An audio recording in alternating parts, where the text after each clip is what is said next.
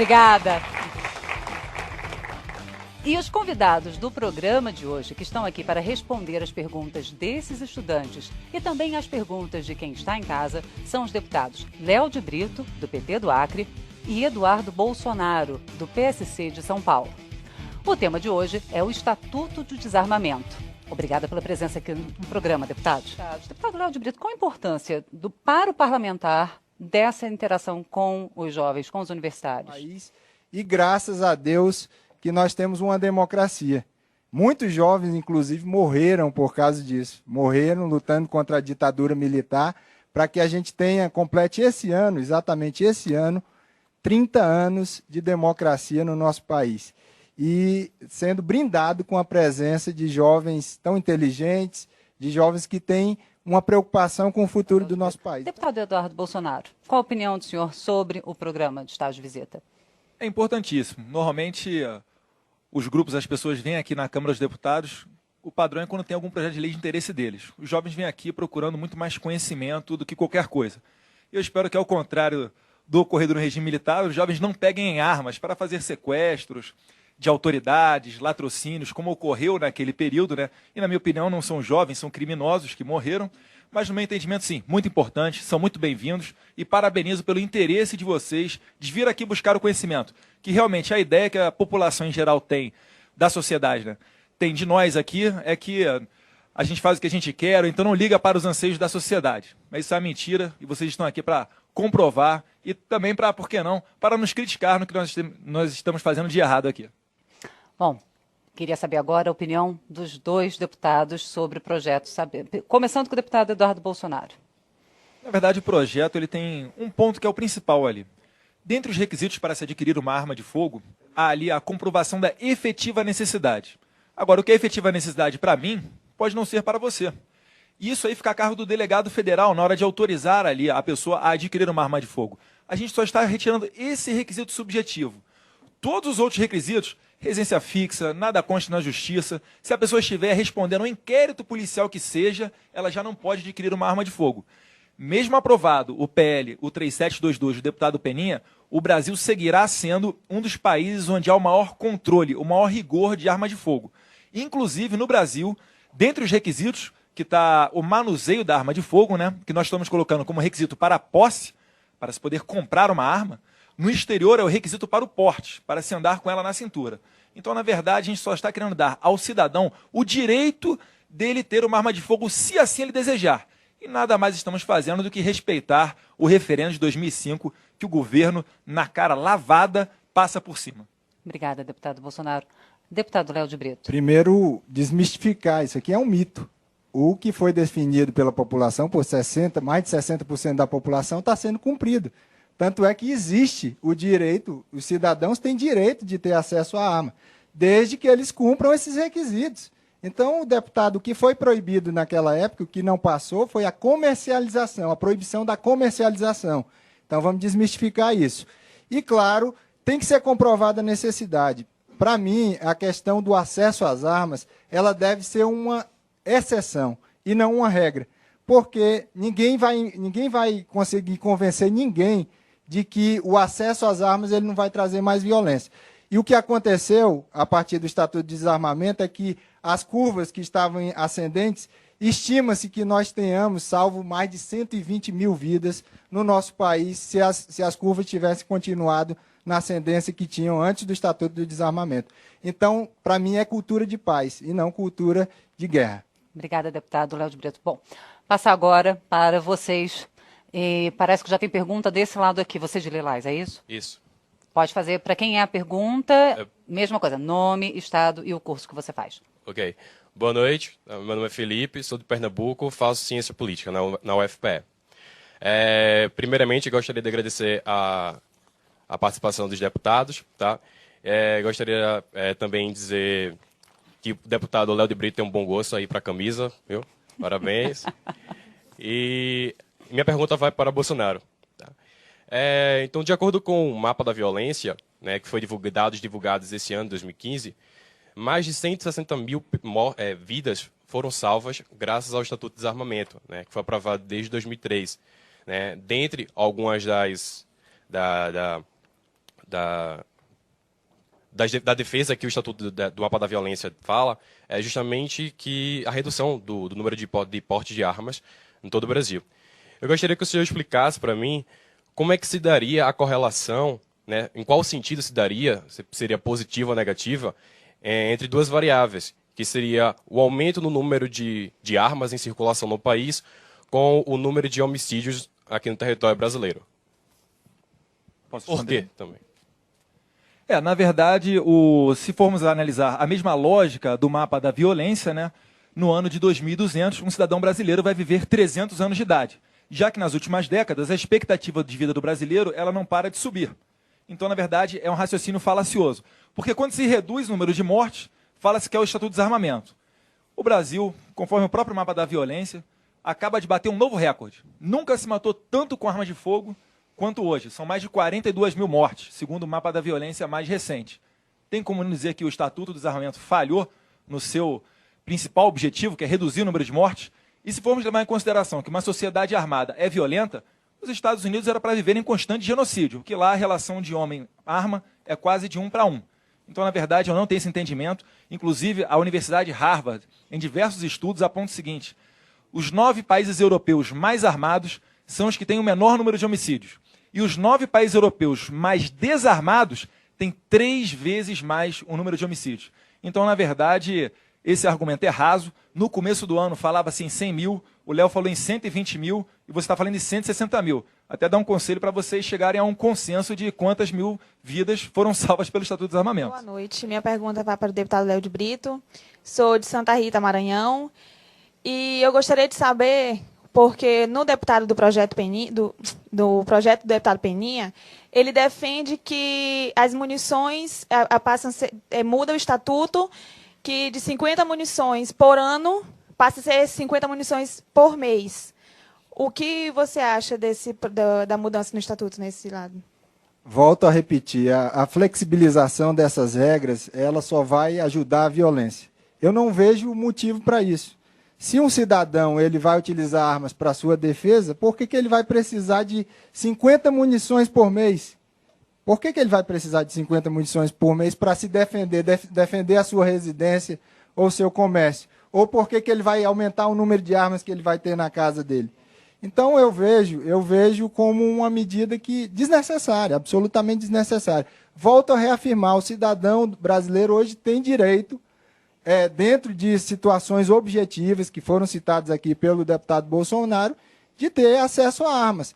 Agora, o acesso às armas ele deve ser uma exceção e as pessoas que devem acessar as armas elas têm que cumprir determinados requisitos. Então, eu acho desnecessária essa medida. Recife. Obrigada. Inclusive, pejorativamente, tentando nos criticar, colocaram o nome de bancada da bala. Mas muito antes bancada da bala do que bancada da mala. Tá ok? Ninguém que está envolvido da nossa bancada ali da bala, né, está envolvido em esquema de corrupção. E, na verdade, aquela questão que estava falando das 50 munições por ano, sempre que acontece alguma coisa, algum noticiário faz ali, noticia um policial que tenha reagido com tiros a algum criminoso, sempre fala, mas e o preparo da polícia, o preparo da polícia? Você acha que com 50 munições por ano dá para uma pessoa se preparar? Essa pessoa fica preparada para utilizar uma arma de fogo? Então, no meu entendimento, é até pouco 50 munições por mês. Atiradores e atiradoras, principalmente, né, quando estão se preparando para os campeonatos, dão 400, 500 tiros em um dia. 50 munições seria muito pouco. Por mim, eu gastei R$52 mil na minha campanha em São Paulo. Fui eleito à base de muito suor e também graças à internet. Então tenho propriedade para falar que eu sou a favor, sim, de que se mantenha o financiamento privado. Porque se mantiver público, o governo aí e os seus aliados já saem com mais de 100 bilhões por ano com as ditas bolsas, né, assistencialistas e por aí vai. E outra coisa, se forem olhar aqui, exatamente, não vou citar nomes não, e não é o caso do Léo, mas se forem ver nome a nome, quem é que recebeu dinheiro de indústria, tem muita gente de direitos humanos também que vai aparecer aí, pode ter certeza. É só ir lá em www no site do TSE que o senhor vê isso. Na verdade, o que se fala aqui, o Léo está falando que é um direito e etc., na verdade não é. A gente sabe que o governo tem a cultura desarmamentista. O delegado federal que autorizar diversas vezes porte ou a aquisição de arma de fogo, ele é mudado daquela cadeira. ele segue o chefe dele, que é o ministro da Justiça. A gente sabe, em Brasília, no passado, foram 2 portes o ano inteiro, numa sociedade em que chegamos, em números oficiais, a quase 60 mil mortes por ano. Então, na verdade, é uma falácia. No Brasil não há um controle, há uma restrição a esse direito. E o direito de autodefesa é sagrado. A nossa vida está acima de qualquer pedaço de papel. E nessa segunda parte do programa, a gente vai saber um pouco como pensa quem está em casa nos assistindo.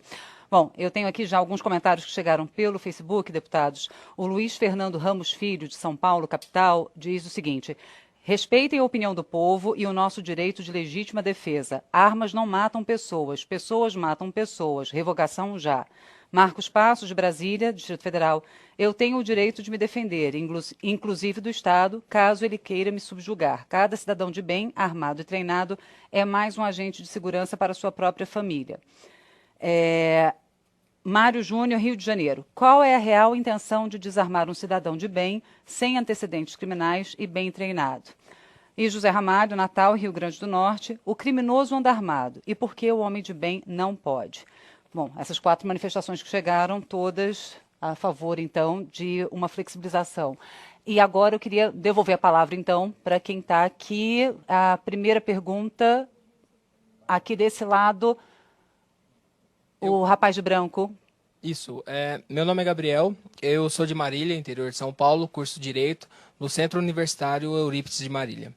Eu gostaria de perguntar para o deputado Léo se o senhor é adepto da opinião de que é melhor mudar a competência da esfera federal para a esfera estadual para o porte e posse da arma de fogo. Obrigado. Agora, se você descentralizar e ficar isso na mão da Polícia Civil, o que pode acontecer? Politização dessa situação, muito isso pode acontecer. Então, uma flexibilização com fins políticos e você pode aumentar a corrupção e, mais ainda, o controle vai ficar menor. Meu nome é Arson, sou aluno de Direito da Universidade Federal da Paraíba e gostaria de entender do deputado Bolsonaro como evitar que aumente o número de acidentes com armas de fogo a partir do momento que eu flexibilizar o acesso a elas e até transformar o Estatuto do Desarmamento em Estatuto do Armamento. Na verdade, é o Estatuto da Legítima Defesa, eu prefiro chamar assim o PL 3722 do Peninha. Quando se fala em acidente com crianças, vem muito o apelo emocional. E longe do calor, se analisarmos os números, a gente vai perceber que o que mais mata crianças até 12 anos de idade, né, assim consideradas, segundo os dados do Ministério da Saúde, são acidentes de carro. Na 8ª causa, depois de afogamento, sufocamento, outros, queimaduras, quedas, aí vem aparecer a arma de fogo. Não conta nem com 1% ali do número de acidentes envolvendo crianças. Então, no meu entendimento, se o senhor ou a senhora vai comprar uma banheira para a sua casa, cuidado, mata muito mais acidentes de crianças do que arma de fogo. Desse lado, você de Camisa Listrada. Eu sou Vitor, sou do Recife, estudante de Direito, e a minha pergunta vai para o deputado Bolsonaro. Deputado, eu venho de um estado extremamente violento. Violento não só em crimes que são praticados por bandidos profissionais, como o senhor e grande parte da bancada aqui na Câmara trata os homicídios por crimes com armas de fogo, mas também um estado em que pratica diariamente crimes ocasionados dentro da própria casa. E é muito assustador para quem vem de um estado como Pernambuco, um estado em que tem uma cultura extremamente machista, inclusive do pai com o filho ou com a filha, do marido que se exalta e que parte para a violência, ou então até de um delegado, como eu já presenciei, que se exaltou porque colocaram um carro na vaga que era reservada para ele.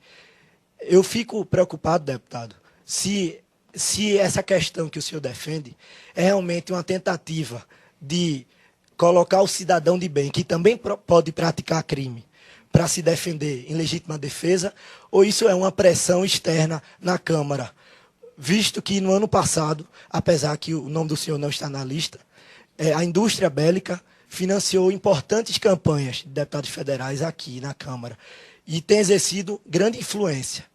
Eu gostaria de saber do senhor isso. Qual é a influência externa que pode estar acontecendo aqui na Câmara, até porque, do mesmo jeito que os movimentos sociais têm o direito de fazer pressão, a indústria também tem esse direito, e para quem vem de um estado em que se assusta com gente armada, só pode despertar esse tipo de dúvida. Pode ser pressão da indústria e de gente que não tem noção como isso é prejudicial. Obrigada. Deputado Bolsonaro. Meu colega de direito, né? Também sou formado em direito. Cito um exemplo do seu estado, um estado vizinho ali, mas também do Nordeste, Alagoas. Foi o estado que mais se desarmou e o estado que bate recorde em cima de recorde em homicídios por 100 mil habitantes. Então a relação no meu entendimento, é bem dessa. Se formos partir da linha de que pessoas podem cometer crime, então nós temos que caçar todas as habilitações do Brasil. Vide o número de acidentes de trânsito que matam muito mais do que armas de fogo no Brasil. O que a gente pode tentar é controlar isso para tentar evitar. Como? Exigindo nada consta na justiça para se poder adquirir uma arma de fogo, um teste psicológico, uma prova de manuseio junto a um instrutor credenciado pela Polícia Federal e assim por diante. Agora, ninguém tem bola de cristal para conseguir prever qualquer tipo de crime. Eu prefiro trabalhar com dados. Como eu disse, se formos trabalhar pela emoção, teremos apelo para os dois lados. E nada de racional vai sair daí. Bom, meu nome é Amanda, eu curso Direito na Universidade Federal de Campina Grande, de Souza, na Paraíba. E eu queria entender do deputado Bolsonaro que no projeto do deputado Peninha prevê a diminuição de idade de 25 para 21 anos para o porte de arma. E assim, eu como jovem me vejo inserida num grupo que às vezes, por muitas vezes, age por impulsividade, até mesmo num ambiente que está relacionado a festas, bebidas alcoólicas. E eu queria entender por que a defesa dessa diminuição para 21 anos. Na verdade, a maioridade penal, estamos aqui caminhando para que seja reduzida para 16 anos para os crimes graves e 18 anos a imputabilidade penal plena, né? Eu não vejo por que manter aos 25 anos. Eu acredito que com 21 anos de idade, o jovem ele já tem discernimento, sim. E volto a falar, a arma que mata não é a arma do povo, não é a arma do cidadão de bem. E temos sim que separar cidadão de bem de cidadão ruim. Não vou botar você no mesmo bolo dos presidiários, aquela mazelada que fica lá, não. Pelo amor de Deus. Senão a gente realmente vai ter que acabar com a arma de todo mundo. Porque o governo ele entende isso. Entende que você é tão criminosa ou potencial criminosa quanto aquelas pessoas que estupram, que matam, que cometem latrocínio. E além disso, o governo ele ainda ignora o uso defensivo da arma de fogo. Na minha vida policial, eu já tive que fazer uso da arma. Apenas exibi-la e conseguir dar cabo ao problema. E graças a Deus estou hoje aqui conversando com você. Eu quero ver você que está me assistindo, quando alguém entrar na sua casa, se você vai chegar para o ladrão e vai falar que no Brasil nós temos uma cultura de paz. Aí eu quero ver se o ladrão, se ele vai rir da sua cara, se ele vai correr, o que ele vai fazer. No meu entendimento, se tiver uma arma de fogo, dá um tiro no teto. Eu duvido que esse ladrão entre na sua casa, na região rural ou na região urbana. Então esse é o meu entendimento. Pessoas com 20 anos, sim, já têm discernimento para adquirir uma arma de fogo. E a gente está falando aqui não é de uma liberação generalizada. Na verdade, tem requisitos sim a cumprir. Vai continuar sendo uma das leis mais rigorosas no controle de arma de fogo.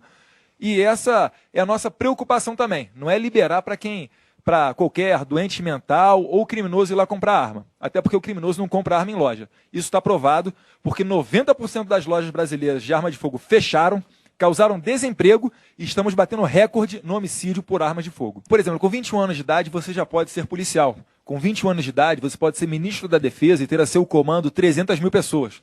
Mas não pode ali portar uma arma na cintura. Mas vai mandar em muita gente com armas. Então, essa incoerência também com relação à idade. Obrigada, deputada. Moça de blazer preto. Sou Jamile, estudo na Univale de Biguaçu, Santa Catarina. A minha pergunta o deputado Bolsonaro ele falou da diminuição de 25 para 20 anos. O porquê que o senhor é contra? Pois tem muitos jovens que 20 anos já têm discernimento, é capaz e mora em comunidades que são muito precárias. Bem, sobre essa questão da idade, eu acredito que nós podemos discutir. É uma questão que não necessariamente tem que ficar nos 25 anos. É uma questão que eu não tenho uma posição, digamos assim, firmada. Agora, considero que de qualquer maneira, toda redução, toda facilitação, para mim é complicada, porque eu considero a questão do acesso às armas como uma exceção e não como uma regra. Mas não tenho uma posição firmada a esse respeito. Obrigada, deputado. Bom, antes de passar a palavra para o Broderick, eu vou fazer rapidamente a leitura aqui das mensagens que chegaram pelo 0800 e pela internet, que são gerais para os dois parlamentares. Marina Soares, Jalapão Tocantins, fala: armas de fogo matam mais que acidentes de trânsito e são a maior causa de morte de jovens no país. Se ampliar o número de portadores de armas no meio da população, a criminalidade não irá aumentar mais ainda? Fernando Gomide, Brasília, Distrito Federal. Só dizer a fonte dela. Bom, Marina, por favor, manda a fonte pelo 0800 de novo, o deputado Bolsonaro está pedindo. Fernando Gomide, Brasília, pergunta: os senhores não acham que desarmamento civil é algo totalmente ineficaz contra o combate ao crime? Porque as armas que chegam às mãos dos criminosos não têm nenhuma relação com as armas vendidas legalmente em lojas. Eu creio que ele se refere aqui ao fato do contrabando de armas ser muito... Um dos parlamentares aqui... A maioria das armas são nacionais. A maioria das armas hoje apreendidas são nacionais, não são internacionais. Bom, rápida... Na verdade, um dado dos anos 90, porque eu não tenho ele mais recente, 80% da produção brasileira nos anos 90 era destinada aos países vizinhos aqui. Então, normalmente, o que acontecia? Ia para o Paraguai e retornava através de contrabando no tráfico negro. E só para complementar, o México é um país que não tem indústria de armas em seu território, mas é o 9º mais violento do mundo, segundo a ONU. Obrigada, deputado. Francisco Marinheiro de Araújo, São Paulo. Os agentes públicos que têm o privilégio de portar armas, caso os empreguem para tirar a vida de uma pessoa desarmada, não deveriam ter as suas penas dobradas? E aí... Concordo. O senhor concorda? Concordo. Os dois concordam. Concordo. Daniel Miller, Santa Cruz do Sul, Rio Grande do Sul.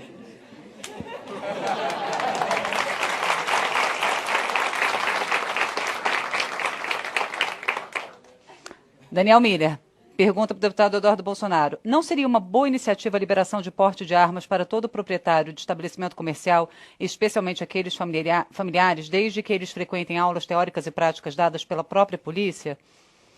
No meu entendimento, a gente poderia estender muito mais o rol de pessoas para o porte, né, desde que cumpridos os requisitos. Por exemplo, bacharel em Direito. Eu não entendo que a pessoa que seja formada em Direito ali, ela vai ter qualquer tipo de problema com uma arma de fogo, caminhoneiros e etc. Ok, e agora eu acredito que essa que a Anne Passos, do Rio de Janeiro, mandou, deva ser para o deputado Léo de Brito. A decisão sobre a necessidade de aquisição ou não de uma arma de fogo não deveria passar pela Polícia Federal. Atendidas as condições, a aquisição deveria ser autorizada imediatamente, pois é um direito do cidadão fazer essa escolha. O senhor concorda? Na verdade, o cidadão não está acima da lei. E a lei exatamente estabelece os requisitos. Então... esses requisitos têm que ser cumpridos pelo agente da lei, que é o policial federal. Então, esses requisitos devem ser cumpridos. Não é um direito, é um direito condicionado ao cumprimento desses requisitos que eu defendo que estão presentes no Estatuto de Desarmamento. Obrigada, deputado. Como é que é o nome dela? Anne Passos. Anne Passos, você não sabe o que é bom para você. O Estado sabe. Aceite. Obrigada, deputado. Agora, antes que eu ganhe um inimigo, Broderick, eu prometi que você ia fazer uma pergunta, a gente está estourando. Você é o último, né? E eu peço desculpas aos demais. Eu queria fazer a pergunta ao deputado Léo de Brito. O senhor, se pondo na condição de um agente público, um agente de segurança pública, tendo 21 anos, o que o senhor acharia poder usar a arma do senhor apenas na funcionalidade do senhor, não podendo defender a sua família em sua residência? Essa é uma discussão importante que tem sido feita, porque geralmente muitas dessas situações de agentes de segurança, eles recebem ameaças fora do ambiente de trabalho. Eu considero que essa discussão é uma discussão importante, que, na minha opinião, está fora dessas exceções, e eu acho que seja importante agora. Deve-se tomar todos os cuidados também para que, por exemplo, se esse agente ele tem problemas com bebidas alcoólicas, tem problemas psicológicos, isso pode acontecer também, isso é um complicador que deve ser levado em consideração do ponto de vista da restrição. Mas essa sua preocupação é uma preocupação pertinente. Bom, na minha visão, rapidamente para encerrar, deputado. É quase que um preconceito, beira o preconceito, um vigilante poder usar a arma dele em serviço e não poder usar a arma dele fora de serviço. No meu entendimento, é algo que não tem qualquer lógica. E a gente pretende mudar, sim, nesse